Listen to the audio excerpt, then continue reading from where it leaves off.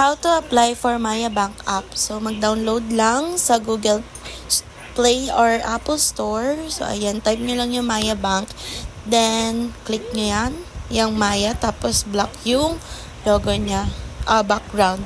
Tapos, kung gusto nyo ng idea about dun sa bank na yan or sa app na yan, pwede naman kayong magbasa-basa dyan sa information niya. Kapag okay na kayo dun sa app, pwede nyo naman i-click yung download or install.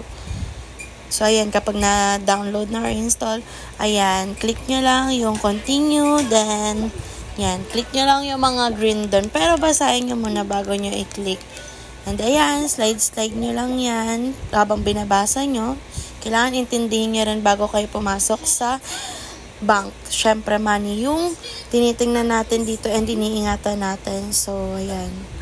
Okay, continue. Then, click mo na yung register now kasi wala pa tayong account. Basahin nyo na mabuti mga kachichi at ilagay nyo na yung mga details na hinahanap ng Maya app. So, ayan, for login details, i-type nyo lang yung contact number nyo, then yung password na gusto nyo, then continue, tas let's get started. I-check nyo lang dyan yung mga gusto nyo, kung gusto nyo ng savings lang or wallet lang, tapos kung gusto nyo naman both, pwede naman i-check. So, kung makikita nyo, pagka-continue, may data personalization. So, pindutin nyo lang yung plus na yan para maintindihan nyo kung ano yung mga nakalagay. Tapos, kung okay na kayo, save. Tapos, yung nilagay nyong number kanina, magsasend yun ng OTP. So, wait nyo na lang. Tapos, ayan. Nagsend na nga siya ng OTP. At namali pa ako ng type, diba? Ayan. Tapos, pagkatapos, pag nag-send na, okay na, verify, then, you're in, welcome to Maya. Ganun lang siya kadali, mga kachichi.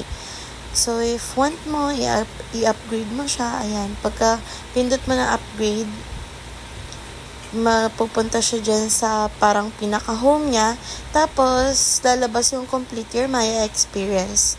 So, pwede mo basahin niya mga yan, yung mga benefits. So, para ma-verified ka, kailangan mong mag-complete account. So, submit mo lang yung ID mo, record a selfie, tapos enter mo ulit yung mga personal information mo.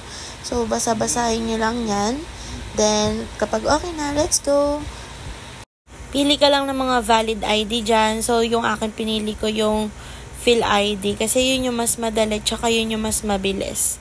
So, yan, Philippine National ID, then continue. Tapos, take an ID photo. So, pipicturean nyo lang yung front and yung back ng ID nyo. So, after nyo picturean, ayan mga kachichi, i-continue nyo lang. Doon naman tayo sa take a video selfie. Tapos, ipapakita nyo lang yung mukha nyo kung kitang-kita nyo. Ayan, nakikita nyo ang haggard face ko. So, after nun, mag-video-video kineme.